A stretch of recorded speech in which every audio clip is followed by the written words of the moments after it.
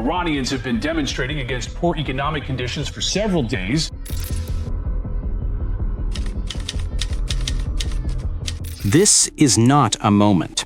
It's a fault line. While much of the world was celebrating the new year, in Iran, people were in the streets, protesting, being arrested, and facing a violent crackdown by the Islamic Republic. Iran is burning, economically, politically, and ideologically. And for the first time in a long while, the people aren't whispering about it anymore. In just the last week, protests have exploded across multiple cities, markets have shut down, students have walked out, the rial has collapsed again, the regime has threatened force, and the United States has publicly said it is locked and loaded if protesters are killed. In Iran, everything can change in a week. Start with money, because that's where this began. The Iranian rial lost massive value throughout 2025. Inflation reached catastrophic levels. Daily life became harder almost overnight.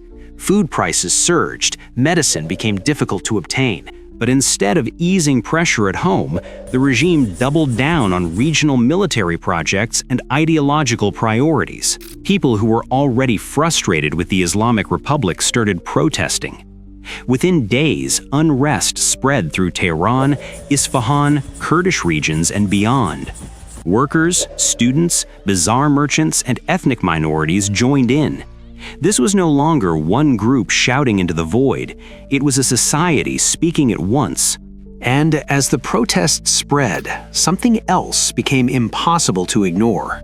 Slogans and chants increasingly target the Islamic Republic itself, not just officials, but clerical rule, religious authority in politics, and a system that enforces ideology through the state.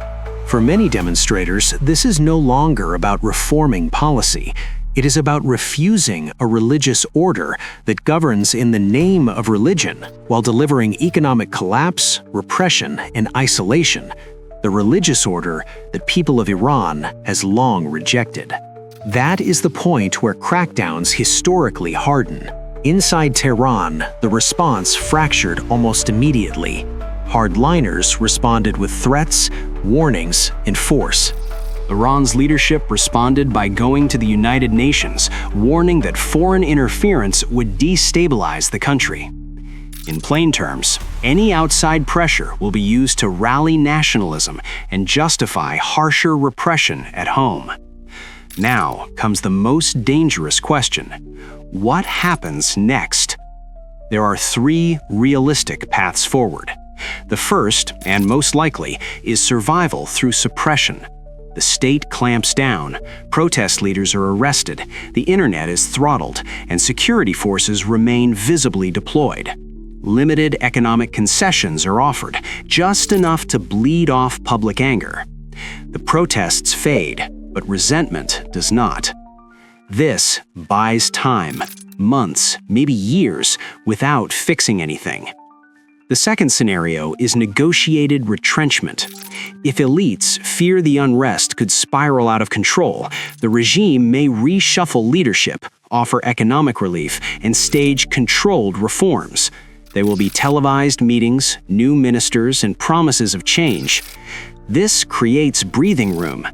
But the pressure returns because the core problems remain unresolved. The third scenario is the most explosive and the least likely, a real rupture. Security forces split, defections spread, control fractures. The economy collapses faster than the state can manage, creating a power vacuum. What follows is chaos, internal violence, foreign interference, and regional instability. The probability is low, but the consequences would be enormous. So, what should the world be watching right now? First, troop movements. Where security forces deploy tells you what the regime fears most. Second, internet shutdowns, because controlling information is how momentum is broken. And finally, miscalculation. One foreign strike, one overreaction, and this becomes a regional crisis. This is not theater. This is what happens when ordinary people collapse under economic pressure, political paralysis, and a system that prioritizes power over daily life.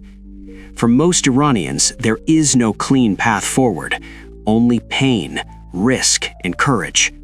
Whatever happens next, the world will feel it.